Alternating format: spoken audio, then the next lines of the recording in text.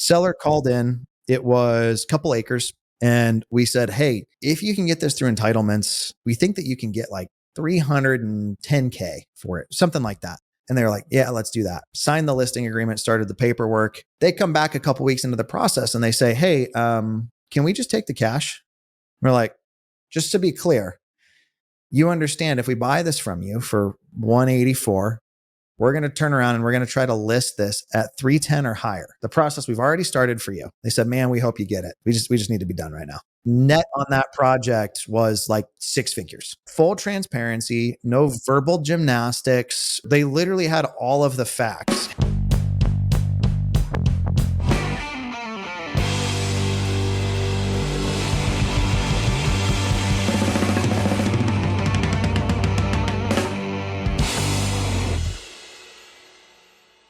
Hey friends, welcome back to the Evergreen Marketing Podcast by Curating, where we help you build a business of freedom and impact. I'm your host, Brady Winder, and I'm really pumped for today's interview. I'm going to introduce you to a friend who probably needs no introduction. I'm just gonna hype him up real quick here. It's one of my favorite people in this industry for many reasons. He's a phenomenal marketer, and he's just a dude who calls things like they are, who has no problem calling things out. He sets a higher bar for ethics in our industry. He's serving sellers and his students really well. He's the founder of Ballpoint Marketing, Call Porter, Create Cash Flow Mastermind. This is CCF Mastermind, and now Sold Fast Homebuyers. So he's flipped hundreds of homes himself, done hundreds of deals. Excellent marketer, and his students. The grand total of revenue his students have produced, we just discussed right before we hit record, $84,893,078. Oh my gosh, I'm botching it. Over $84 million across 173 students. He's doing really well. Okay. So he's put in the work. He's cutting teeth in real estate. Ryan Dossey, welcome to the CurateCast, man. Thanks, dude. I'm going to preface your stat because again, I'm a stickler on the ethics. Equity in new holds, net from title on wholesales and flips. So awesome. Thanks, man. I just realized I call it the CurateCast. We rebranded this year. We haven't been CurateCast in a while, but you were probably on the podcast when it was the CurateCast years ago, so. Right? I think I've done one of these before. It's been probably years, but yeah. Anyways. Well, cool, man. Let's do this. I want to break down what is working for marketing right now, because you're working with investors all across the nation.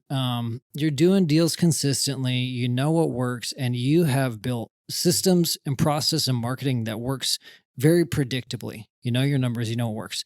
So I'd love to break down the marketing machine, what's working, and then talk about your new adventure with Sold Fast and how you're disrupting some of the real estate investing industry and kind of what led you to that. So yeah, you game? Awesome. Yeah. You just want me to take it away? Well, let's do this. My first question for you. What is Ryan Dossey really good at and enjoys? It's two different things, but what are you both good at and enjoy versus what are the things that he hates? What do you hate? I am a creative type. So anybody who's watching this, there's like random guitar pedals on shelves and stuff. Marketing, I think, is really what I enjoy. Real estate is just the vehicle I picked early on. I'm not a designer. I feel bad for like the graphic designers I work with because I'm like, make it more like spicy. I'm like, what does that mean? That's what you went to school for. Like translate that for me. I really love coming up with and testing new marketing concepts or strategies. And when those pay off, like I don't gamble, but that feels like gambling to me. Like I'm putting out money using my skill set. And when I generate a return or a new contract, like love that. That's a high for sure. What do I hate? I am not very much of a like SOP type person. I tend to partner with good like integrators so I can focus more on like the creative side of stuff. Yeah. Okay. Yeah, that makes sense. If you want to give a 60-second background just for context for people, sure, feel free to do that. But yeah, and then we'll dive in for people that don't know you. I didn't graduate high school. My mom started homeschooling me when I was, I don't know, like 14, 15. By like 17, she was like, you're done, go get a job. And I was like, okay, cool. So no, diploma, no GED. First full-time job at 17. I found real estate at 20. It actually came from Mark Ferguson. I was Googling how do people afford Lamborghinis because I've always been a car guy. And I landed on Mark Ferguson's blog and content he'd shared on Bigger Pockets. I started out wholesaling back, that would have been 2014. Started out wholesaling, took the profits from that, bought a rental with a business partner, then did some flips. I went full time in real estate in 2016. That almost killed me. Turns out having like a 3K average profit per deal and a 3K cost to find a deal just means you end up in a lot of credit card debt in 12 months. 2017 was where I really started to have fun. So 16, I did 6 deals. 2017, I did 74. Started Call Porter end of 17, Ballpoint in 19, CCF in 19, mentored hundreds of just wonderful humans that I'm honored to know at this point. And then Sold Fast started. The idea started in 2023. We really launched it in 2024 with kind of just the desire to change some things we were seeing. And I'm big on building a business that I view as blameless. So really building something that I can be proud of. A blameless business. I like that. That has a nice ring to it and a nice meaning to it. I think it's something worth standing for. Let's talk about the marketing mix, man. So you said you started out, you were, average 3K profit per deal. And yeah, obviously it's not scalable. It's not sustainable. You're No. making money. I think I was on Carrot since like 2014 or 15. So I probably should have been listening to the podcast sooner. Yeah. How's your marketing evolved? Yeah. And then just take us through like how it's evolved over the years. And then we'll talk about like what's working really well right now. Yep. So I started with direct mail. No, I started with bandit signs. Yeah. And then I was like, I'm littering in the communities I'm pretending that I serve.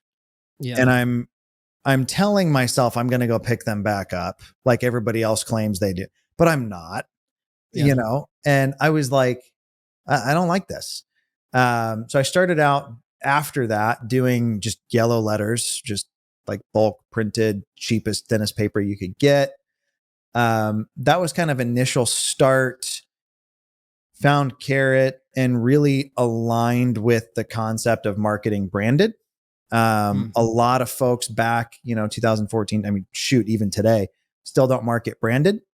And it's kind of like, well, people want to know what kind of experience they're going to have with somebody before they call or fill out a form. Like one of the things we teach our guys in CCF is they've got to deck out the Our Company page on the Carrot sites. Like our data shows that is the second most visited thing. And if I just say like, oh yeah, it's Derek H with a like stock looking image versus like, here's me with my wife and kids and here's my bio and here's why I love the market. Like one of those makes me feel warm and fuzzy. The other makes me think that maybe you're a scammer. Right. Yeah. So I've always kind of done the marketing branded thing. Direct mail has by far been our most consistent, our most scalable. Our Carrot site in Indianapolis for a lot of years, we ranked first for like most of the major keywords. And it was great. I mean, it was literally, we were getting a free like 2 to 3 deals a month. So that was awesome. We're now doubling down on SEO again. But overall marketing stack, like direct mail is our bread and butter. We're doing some radio. We do pay-per-click. We do Facebook and Instagram ads. We do SEO. We tried like CTV, like Amazon, Hulu ad type stuff. It's been about $36,000. Didn't have anything to show for it. So interesting. Wouldn't do that again. We tried some conventional TV ads, not as large of a sample size, but similarly, it felt like the return on ad spend just wasn't really there compared to other channels.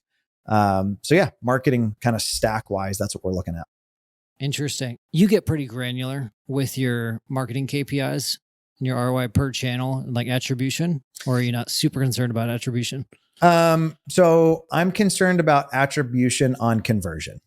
So anytime I get a deal, I can tell you what piece of mail, what page, what ad, what list, right? Like I want to know, how do I go and replicate more of that? That's one thing we're working on currently, is moving that analytics understanding deeper down into pipeline. I do a lot of like Power BI reporting type stuff. So I can really visualize things. I would say like that's a super actionable takeaway for people. If you haven't ever just exported out like the deals you've done and mapped them and then looked at like, are you actually marketing to those areas? Oftentimes I find like people are spending a lot of their budget marketing to areas they've never converted in versus not enough of their budget in places where they have. I was talking to one of my friends this morning, and in one particular zip code, he's done like 3 deals. Hasn't marketed heavily at all in that zip code. And I was like, interesting. So are we going to double down on this zip code?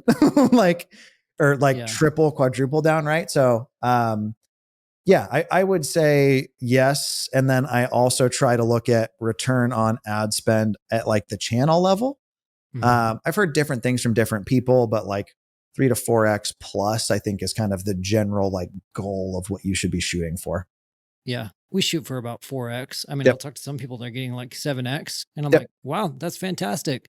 And maybe you have a solopreneur that's getting 2x and they're happy with it because they can scale out by themselves. As the guy who owns the marketing company and then also like operates, right? Yeah. I found and then I guess also owns like the people that take the calls. It seems like, you know, the guys that close the deals want to blame marketing. Marketing wants to blame the guys who close the deals, right? So there's always this like, oh, was it this or was it that? One thing like that I talk about all the time in CCF is, if you've got leads but you don't have deals, like stop marketing. You don't have a lead gen problem, you have a conversion problem, right? Yeah. So there is like I think if you just look at return on ad spend without any like personal responsibility or accountability, it can be like, I could be like, well, that channel sucked. Or I can be like, well, I didn't really work those leads, you know? Yeah. So I think that's always just an important thing to keep in mind with those metrics. Yeah. I mean, classic example of someone coming in and saying, hey, like, I can think of people that have like showed up to a care camp or mastermind and been like, you know, I've tried PPC, it doesn't work. I turned in these leads, didn't get a deal. And then it's like, okay, well, what was your speed to lead? How long did it take to follow up? Well, I get to them. Well, Yep. You get to them, probably not as fast as the next guy. So. Yeah. I was on the phone with a newer investor the other day, and they had been spending, it wasn't an insignificant amount of money. It was like $3,000 a month, but it was like month 1, they cold called. Month 2, they did PPL. Month 3, they did pay-per-click. Month 4, they tried Facebook. Month 5, they did direct mail. And I was like, bro, I got to level with you. If you just drop 15K in one channel, you'd probably have a couple deals, versus like right now you have no deals and you've learned no lessons, you know, other than stop doing what you're doing. Yeah. Interesting. So the reason I asked about like how granular do you get on your marketing KPIs is because the more investors I talk to that are running multiple marketing methods well, and I say well because they've got one cranking and producing, they understand it enough to at least manage it, and then they add on another. They didn't start 5 things at once, you know, because that would not be wise. But the more people I talk to like yourself that are doing that, they find that it's being omnipresent is the way to go, and they all build off one another, you know. So the person that gets your direct mail piece is going to get retargeted, is going to visit the website, get retargeted with a Facebook ad, you know, they're going to hear you on the radio, et cetera, because it takes multiple touch points to, you know, motivate someone, warm them up. Are you finding that they all kind of are working together, and it's different than the days when you were just running 1 or 2 marketing methods? It's a good question. So we've done value add retargeting for a really long time. I don't think that's something I've really publicly talked about. But like typical seller that engages with me online is going to see, I think the current stats, like 56 different ads from me in the first like 30 days. Okay. And it's all either social proof or value add. Okay. So like, yes, I think that benefits a lot. I tell people like jokingly, I follow them around like they're shopping for something on Amazon. So yes, I mean, we've definitely had some like got a piece of mail from you, then heard you on the radio type stuff. It does get a little murky with tracking, like, okay, well, where do I attribute that to? So we tend to do like procuring cause. So for instance, we had a PPC lead that came in, get her on the phone, and she's like, yeah, I heard you on the radio. I just filled out the form online. That's not a PPC deal. That's a radio deal, you know? Right. So, Yeah. you know, one thing I will say that does break in the reporting all the time is, in my experience, over 50% of my sellers that get a piece of mail will go to my Carrot site, and then they'll either fill out the web form or they'll call my web number. So, you know, I was just looking the other day, out of like 700 and something web leads that I had tagged in my CRM, when I ran them through a list stacker, I'd actually mailed like over 450 of them. So we're then having a VA go in and manually clean up, you know, was this on this or that sort of stuff. Okay. Interesting. Yeah. So you can attribute it to direct mail. Yep. But the website help convert it. Yep. Okay. You mentioned you've been with Carrot for eons, which we really appreciate. It's cool to have you still sticking around with Carrot and getting value out of it. Awesome to see that. Was there a time when you weren't with Carrot? Like, were you not using Carrot to convert leads? Do you have anything to compare it to? Yeah. I'm a trust but verify person. I tend to get in trouble when I don't verify. When I just trust is when I've been taken advantage of. So yeah, I tried, I think it was Lead Propeller. I don't know if they're still around or not, but that sucked. Sorry if you're with Lead Propeller and you hear this. I had a pay-per-click vendor I used that built this like super techie thing that they swore would out convert my Carrot site. It didn't. And then I paid $7,500 to have a custom website designed that I felt like it was really pretty, and I got less leads. My expensive pretty site, I want to say at the time, was converting at 1 to 2% on SEO, when my Carrot site was converting at like 8.5 on SEO. So yeah, I have strayed and returned home. I've never like left. It was always like split tested it with something different kind of stuff. But yeah. Interesting. Yeah. I didn't know that. I didn't know you had a custom website built before and had tried the different things. It's interesting. Yeah. Yep. We've also we've done 2 concierge sites through you guys now too. Okay. How'd those work out? Good. I think your team hated me on the second one. Yeah. They were like, you get 2 revisions. I was like, well, I'm not good with where we're at. So what does it cost me to get a third or a fourth, you know? Honestly, like really happy with where we ended up. I think see my previous statement of I must be horrible for graphic designers, because my feedback to your team was probably like, make it more spicy. And they were like, what is that? We did have one really funny thing that happened. We have a map on our site of like locations we're in, right? And the colors that they went with were like the political, like red and blue colors. Yeah. And we're like, oh no, we gotta change this. Like, this doesn't look good, guys. So, but yeah, no, I obviously wouldn't have done a second one if the first one hadn't converted well for us. Nice, man. Well, cool. So you've got your marketing mix dialed in. What channels are working best for you? Or I guess if I were coming into your mastermind, I'm a student of you. What are the things that you're going to recommend? Let's assume I have decent negotiation skills. Let's say I can convert leads. Yep. Let's say I've got a Carrot website launched. I'm credible. I'm marketing with brand in mind. I'm Brady Buys houses, but I have a marketing budget. I'm like, okay, Ryan, what do I do? What's just killing it right now? So I wouldn't call it Brady Buys houses, because everybody's going to ask for Brady for everything. So, you know, maybe not that, but it's a good thing that business doesn't exist. Yeah, right. So mail has always been our most consistent and scalable. It really is like the middle school function equation for me of I put X in, I get Y out the other side, right? Yeah. Like it's been that consistent for us. And that's, you know, ballpoint push to our Carrot site. Like that combo has worked very, very well for us and the folks I've worked with. That really is like where we start. Radio depends on the market. Like some of our markets kill it with radio. Can I pause you real quick? Yeah. So direct mail, I Yep. believe you, obviously, because you have the results, you have the proof, and you have a direct mail company. Yep. I hear people all the time, they're like, oh, I spent $5,000 on this direct mail campaign. I spent 10 grand on this direct mail campaign, not a single lead. Yep. What are you doing that they are not doing? Yeah, no, that's super fair. Okay, couple things, super actionable things. Look at your data. No, like a lot of people will make the mistake of I pull a list from PropStream, I send it to a mail house. Mm-hmm. Okay. Have you actually like looked through all the records though? Mm-hmm. Like you're going to send one guy 27 pieces of mail.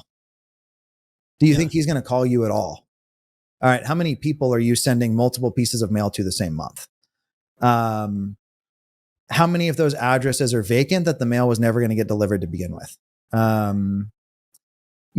If a property's in a trust and it's the, John and Mary Smith irrevocable living trust of 2019, you could mail that. Or if you correct that to the Smith family, you might get some deals, right? So I try to I always like begin with the end user experience in mind. So how can I make that pleasant? If I get 27 pieces of mail from some company in the same month, I'm pissed. Like that's just annoying, right? Yeah. We'll do things like calling out the specific asset type. Yeah, hey, I want to buy your condo, or your duplex, or your triplex, or your quad. My own personal stuff, I market branded. So this is like kind of on ballpoint, but not. We will do like full custom postcard designs for a carrot customer or non-carrot customer, like for their company. So Brady's not sending a yellow letter. Brady's sending the Brady piece that matches his branding guide. It's the same colors. It's got his dog on it or whatever, with whatever makes him unique out there. So what I often find, and this is my like love and hate with like the education space, it's not necessarily that you're doing things wrong. It's more likely you need tweaks.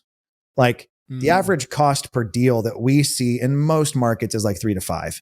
If you're in Miami or LA, it's going to be like 2 to 3x that. Good luck, right? But like we've had people in markets like Nashville with 5K cost per deals. I've got people in more Midwestern markets that like cost per deal is like sub 3. We know it works. I think a lot of it is just like, who did you hit? What did you send them? Good friend of mine, Josh, if you hear this, I love you, buddy. Called me and he was like, hey man, like my ballpoint results are getting worse and worse every month. And I'm like, well, that sounds bad. Like, let's hop on the phone. Let's figure this out, bro. He sent the same piece of mail to the same sellers every month for 6 months. And I'm like, honest question, dude.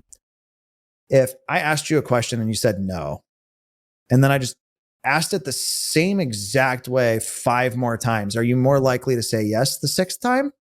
Right? No, it totally makes sense. Your response rate's plummeting. Like you need to change your copy. You need to change your imagery. We do like sequences at Ballpoint that rotate through different niches. Dude, all my hoarders call me on the piece that's like sell your house without cleaning it out. Yeah. So I don't know. I think a lot of like investors don't necessarily think like marketers of like, well, I need to vary my imagery or my call to action or whatever. Does that help? Yeah, it does. I'm not going to make a generalized statement that like, oh, all investors are making this one big mistake. But what I sometimes see is that investors are, like you said, they're not thinking like a marketer creatively enough, or they're not thinking with the end user in mind, the end experience in mind. And they might just be thinking, oh, I can just outspend. I can just outspend the next guy, or I can just have more marketing, or I can have more touch points, because you'll hear generalized advice like more touch points is going to lead to more leads and deals, but the touch point matters. And so I'm going to give you my answer as the owner of Ballpoint, and then I'm going to give you my answer as an investor. Yeah. Communicate with your vendors. Yeah. Like the people that you are paying, carrot staff included, will bend over backwards for you if you ask for help and if you're doing what they tell you to do. Yeah. My dad does all of our onboarding for us at Ballpoint now. Super cool. I got him out of his corporate job. I get to talk to him way more now. That's He sweet. literally does not get paid commission. Yeah. If you do a 100K order versus $1,000 order, you have the same resource, which is if he doesn't know the question, he's personally calling me to get feedback on what to do to help you. Yeah. But we'll have clients that like, they're not happy with the result, but they don't communicate that. So there's no feedback or tweak or anything. So I think a lot of investors make the mistake of like, yes, it's a monetary exchange. You paid for something, you got a service, but I don't know a single service provider out here that I've endorsed. I know of others that I don't, where it's just a cash grab. Like Yeah. most of these vendors from Resimply to like, dude, I talk to the folks at PropStream, I don't know, a couple times a quarter. I talk to Sherrod probably once a month. Like, yeah, the founders of these companies, the higher ups at these companies have made themselves accessible to you. Utilize that. yeah. You know, if you hit me up like, hey man, I did this campaign, I got this many results. I was talking to a guy this morning and he's like, my cost per deal is 10K. I was like, that's too high. It's not using Ballpoint. We were talking about what to change. And he's like, well, I think I just need to do more of what I've been doing. I'm like, well, if what you're doing is generating a 10K cost per acquisition, doing more of what you've been doing is likely to generate you more 10K cost per acquisitions. Yeah. As an investor, you have to be super careful whose advice you take and what lens it comes from. Like most investors, not even influencers, most investors tell themselves a story about the business that might be true, it might not be. Most influencers, I find that to be even more the case of like, they're telling themselves this is working great, when in reality, maybe it is, maybe it isn't. Maybe their books haven't been updated in 3, 4, 5, 6 months. So I think often people make these dramatic business pivots, not necessarily based off of like what they've witnessed in their own market, but based off of what they're hearing on podcasts or what they're hearing on like social media. Kind of what I threw out at the beginning of this call, like look at where you've done deals. What kind of deals were those? Another friend of mine, they're in one market, they're investing heavily in marketing in one area, but all of their deals are a different asset type in a different part of town. And we had the conversation last month, like, well, why not mail calling out that specific asset to that specific area? Talking today, they're like, dude, this is going great. These are our dream appointments. They're the places we want. And I'm like, but literally like percentage wise, 3% of your budget has gone towards that. The other 97% was you beating your head against the wall. Right. So yeah. Just pay attention to which marketing is working. Are you guys, I got 2 questions rolling around in my brain right now.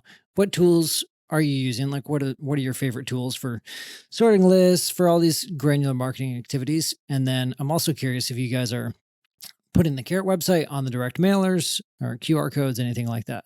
Yep. So tool stack wise, I've been pretty loyal. My I don't know if I can say it. I don't know if you want this on your podcast. My wife calls me a brand whore. Like I'll pick something and it works, so I just stick with it. Like I wear the same pair of jeans I've worn for years because it works. I know what size, I know what color, I know where to buy them when they get old. Yep. I've been on Carrot for years. I built my own CRM originally and then closed it when I found Resimply. So I've endorsed Resimply since I think 2019. I've used PropStream to pull lists probably since like I started out with ListSource. They kind of stopped innovating. Their price structure kind of sucked. I've been on PropStream probably since 2016, 17. Deal Machine, I think, is doing some of the most innovative stuff in the real estate space just by far. Like their senior data, fantastic. Their contact data, fantastic. Their email data, even pretty solid. And there's not a cost to it.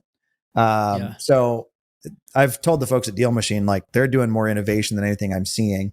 I'm doing all my like list stacking and data management in Resimply. Okay. Nice, man. Yeah. Sweet. So I cut you off when you were about to talk about radio. Did you want to talk about what's worth radio at all before we pivot into sold No, I fast? was just going to say radio's tricky. Yeah. It's hard to buy. And I think why we've done well with it, like we have connections in that space that are 10 years old. Um, it, and in some markets it's great. In other markets, it's like, didn't really do much. So that's one of those like things we've tried. And in some markets we've scaled and in others we've pulled it back.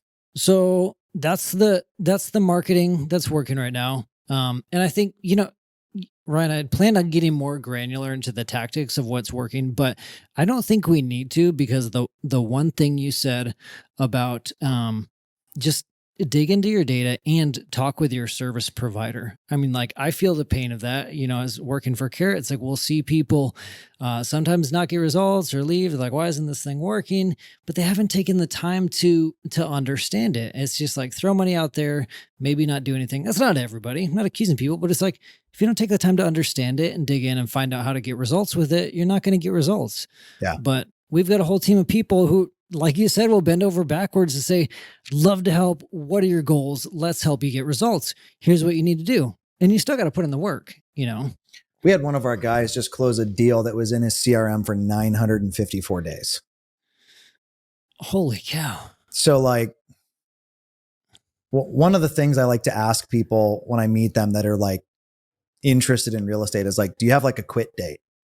If this hasn't worked by X, are you done? Because dude, the amount of times I've gotten a call a year, 2 years, we just got a deal today that we'd mailed back in April. Do you know how many people started a Carrot site in April, did some form of marketing to it, and have canceled it by October because I didn't see the results? I'm sure you guys know the churn numbers, but like we see that all the time of somebody drops a mail campaign, it doesn't work. So they close Resimply, they turn off their numbers, and it's like, hey, we actually just forward your number to me. Like, if you don't want to do this anymore, I'll wait for the laydown that's going to come in later. So yeah. Yeah. It's funny, man. I talked to a guy, I talked with an investor on the podcast a week or two ago, and he launched a new Carrot site and put up the logo. The name is running PPC traffic to it, and it's converting. And it's like, that's really cool to hear that like Carrot is converting out of the box for you. For a lot of people, it does, depending on a lot of variables, the market, what your operator, what the ads are like. Yeah, there's so many variables in there, but it's like, sweet. If you didn't have to do much, you just got the site up and running, swapped out the logo, and it's converting. That's awesome. Depending on these other 10 variables, it's not always the case. But it's not often like, oh, Carrot's not working for you, or your website or your marketing method isn't working. You're not thinking about, like what you said, you're not thinking about your brand. You're not thinking about your marketing from a holistic level. You haven't thought about people want to do business with a brand and they want that certain feeling associated with the brand.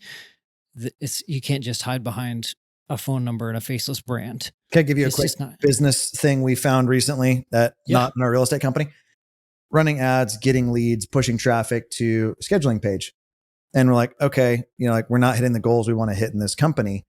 And my immediate thought is like, okay, well, we need to up budget. Our current cost per appointment's this. So if we do this, we'll be at that. One of our other guys is like, hey man, I audited our call booking page and our closing percentage on it is horrible. Like getting tons of traffic, high quality traffic. It's just the experience isn't clear of what I'm supposed to do. So instead of the page was converting at like, let's call it 2%. Well, industry standard should be like 10 to 30. Mm-hmm. Okay. I could have 5x'd my budget to get that result, or we made a copy change. Yeah. All of a sudden on the same dollars, we're getting 5x the result of what we were seeing before. So yeah. Yeah. Yeah. Yeah. I think people just easily, I don't know. I think that a lot of business owners, a lot of investors are just moving so fast. Yeah. And are just like, how can I add more marketing? How can I get more deals? How can I get more deals? But they just haven't taken the time to do what you're saying. Just slow down and like pay attention to how it's working. Look at the nuances. Yeah. Anyways. I was on with I think they're publicly traded company today for some SEO stuff I'm working on. Mm-hmm. And they mentioned, oh, we get 2,000 leads a month in this particular company. And I'm like, dude, I get that a month or more in my companies. But that was like they were proud of that. So I think often it's also like a proper expectations thing of like, you know, hey, how many leads should I expect? Like having those conversations with your vendors, with Carrot. Hey, if I just set up the website and do nothing, am I going to get deals? Probably not. But if you take our 3 lead per day training or our X, then we expect Y. Like, okay, cool. I know what to expect out of this. One of my old business partners had an expression that was uncommunicated expectations are predetermined resentments. So if I expect something out of you that I haven't communicated, I'm setting you up for failure. Interesting. So Yeah. do with that what you will. Yeah. That makes sense. It makes sense, man. Yeah. And I'd say with Carrot, it's like, if you want to do SEO, we expect you to put in the work. We expect you to listen to this podcast, show up at the Facebook group, take the 3 leads per day training, go to our help center, learn what you need to learn to generate the leads, or outsource it and learn enough to be able to manage it or at least understand it. But yeah, if you want inbound leads, if you want to generate them, you need to learn how to generate them. They don't show up automatically, but the Carrot site's going to help your other marketing convert. Okay, let's pivot. Let's talk about Sold Fast. So what really interests me about Sold Fast is that you have recognized some problems or frustrations you have with real estate investing model as we know it, and you've come up with something new. I don't even want to put words in your mouth. Let me just ask you, what led you to Sold Fast? Just tell me about this journey. So I'm a co-founder. This isn't just me. Yeah. So I met great man. His name's Mitch Caluzzi. He's based out of Des Moines, Iowa. Not really a social media guy. Fantastic operator. So this is actually like his business model plus my marketing skill is what Sold Fast is. Like we talked earlier, the blameless business. I've not lied to a seller about what their house is worth to get a deal. My approach has always been, here's what I can pay based off of what my contractors are going to charge me to get to where I need to be. Right? If I tell a seller their house is worth X, agents disagree on values all the time. Anybody disagrees with me, I'm a liar. If I tell them it needs Y in work, they're going to tell me their buddy can do it for less. I'm a liar. Versus what I need it to be at for what my guys are going to charge me to make my investors happy. That was always my approach. Looking back though, having met Mitch, I'm like, man, there was a cleaner, better way to do this. And that was really what I fell in love with and what led to Sold Fast starting. So Sold Fast in a nutshell, effectively like our real estate company, is we walk sellers through what their house is worth on the market as it sits without any repairs. And that's done by a licensed agent. So that agent has a fiduciary responsibility to represent that seller, right? The second thing we walk them through is what our cash offer is. And then the third thing we walk them through is what we call like fix to list, or what their property could potentially go for with some upgrades. Yeah. So instead of me offering a seller $100K, knowing I'm going to turn around and maybe I'm trying to wholesale it for 130, right? But I'm not communicating that. Now it's, hey, Mr. Seller, your property is actually pretty great condition. I think you could get 130K for it all day long. If you don't want to go through that process, I can cash you out in like 7 to 10 days for 100K. Or if you were to go and remodel your kitchens and bathrooms, we think you could get this for it, right? So it's, I think agents and wholesalers have done homeowners a serious disservice with not understanding what their property is actually valued at. You could probably throw like Zillow's estimate into that too. In my opinion, as somebody who's, I've been licensed since 2016, I've done hundreds of deals.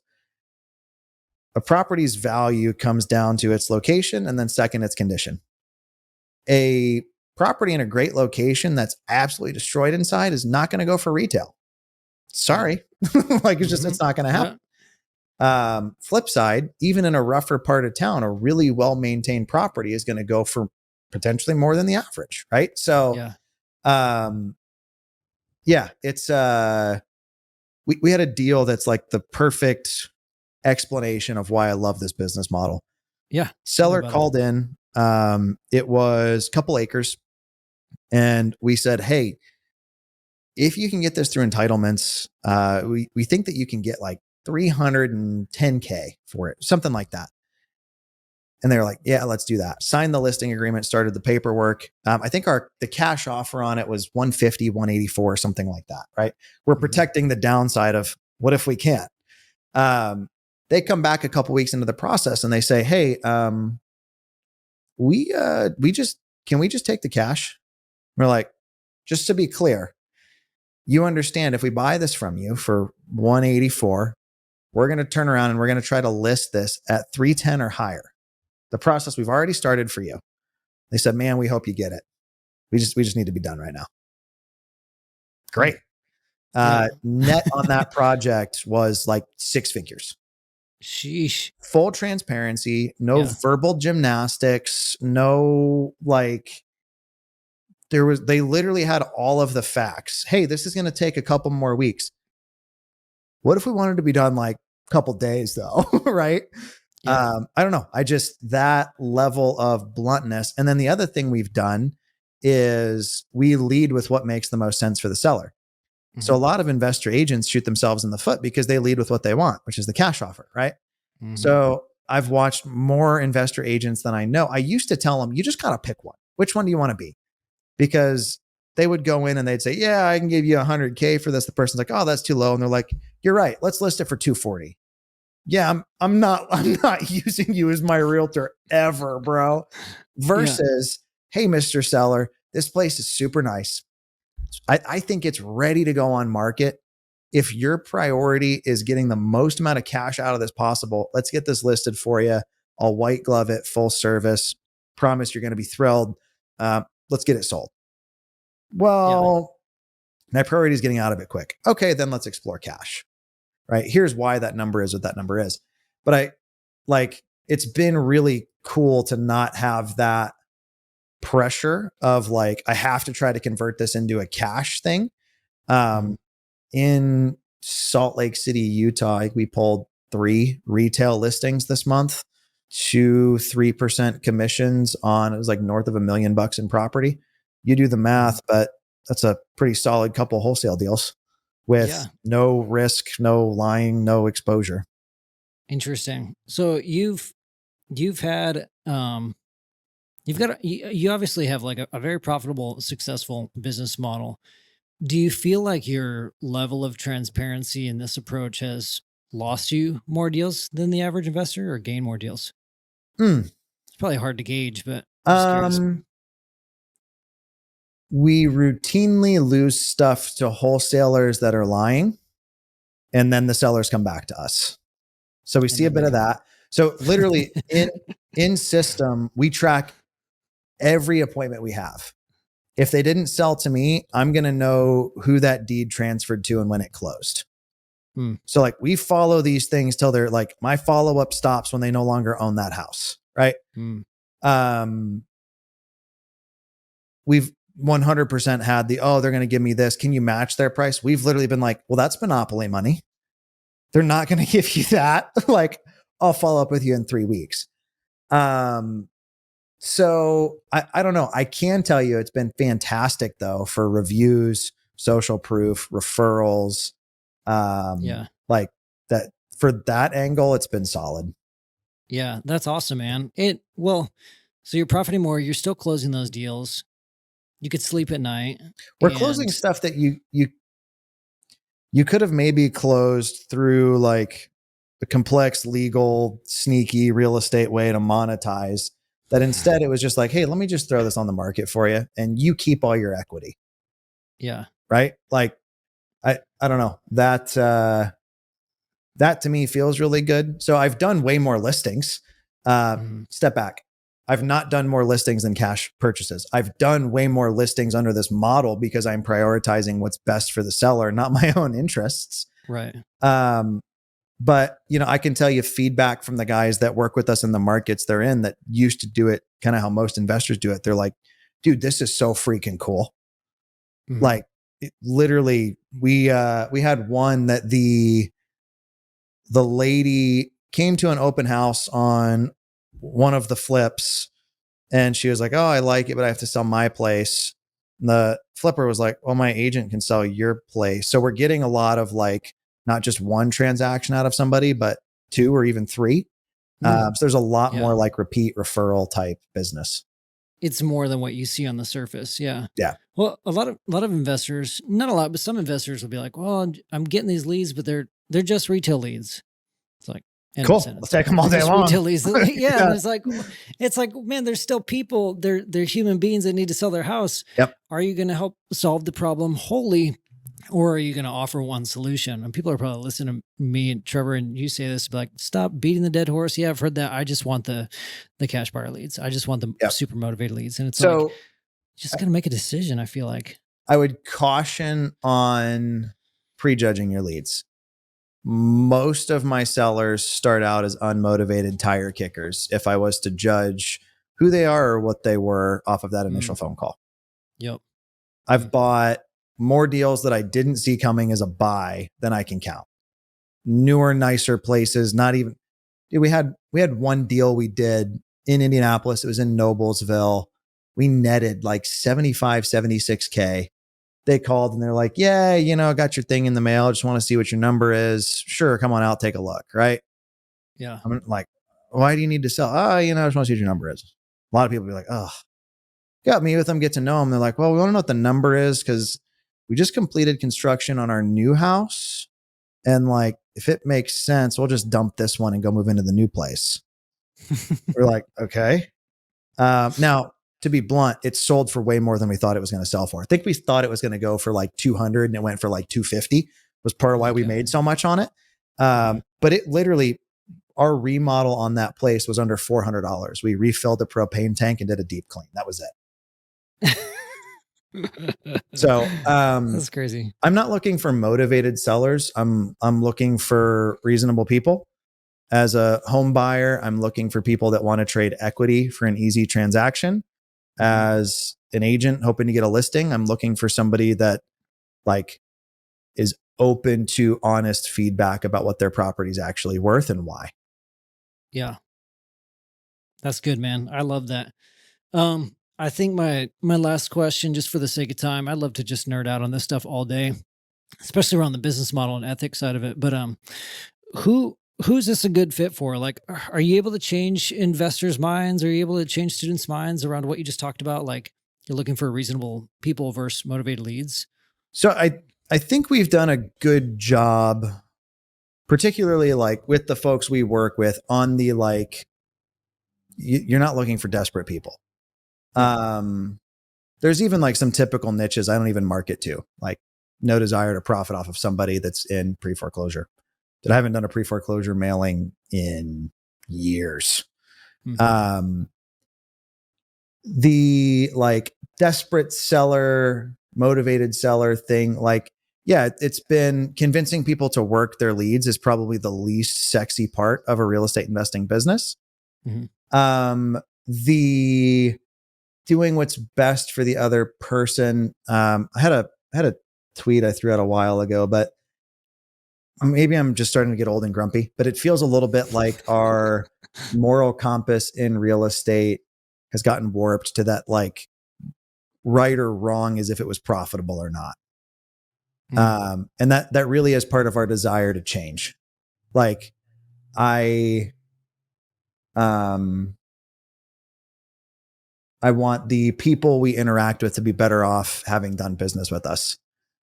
And I don't know if I honestly look at like, dude, even hindsight 2020, blameless business, knowing what I know now, there's deals I would go back and handle differently. Yeah. Hey man, you should not sell me your house. Let me list this for you. Here's why. Right. But I think it's like, I can own past, hey, I did the best that I could do at the time with the tools I had at hand. And hey, I want to be improving moving forward. Like, so I don't know. That's kind of my take on it. Yeah, man, I love that. I love that. I think that's great, dude. Well, sweet. I'm about out of time. We're about out of time. We got to record the next podcast, but yeah, thanks for hopping on, man. Where can people find you if they want to connect with you? Best place to find me is just on Instagram. It's Ryan C. Dossey. I'm most active there. I respond to most of my DMs and stuff there. Sweet. Sounds good. And Ryan, you were kind enough to loan us a 70-page ebook you have put together on your BS-less guide to real estate investing. Very comprehensive. I took I'll be honest, took a quick sweep through it, but this thing is very robust, very thought out. Ryan put a lot of time, a lot of money into this. It breaks down. You want to give us a 30-second explainer of what it is? I mean, it's literally like how to do 99.9% of what I do. It was my, my gift to the real estate community. It's free, but if you don't get value out of it, I'll give you a refund. So I love that. If you guys want it, I'll email it to you. There's one string attached. If you got value out of this podcast, leave us a review on Apple Podcasts, take a screenshot and or share it on social, share the podcast, this episode with somebody on social media, share with a friend. Send me a screenshot of that at brady@curating.com, and I will send you Ryan's guide that he's graciously shared with our audience. For the whole ebook, just screenshot a review, send it to me, brady@curating.com, and we'll send you the guide. But thanks so much, Ryan, for hopping on. It's always fun doing content with you. It's always fun chatting. So we appreciate your time, man. Yeah, my pleasure, man. Thank you for having me. Yeah. All right. See you guys later.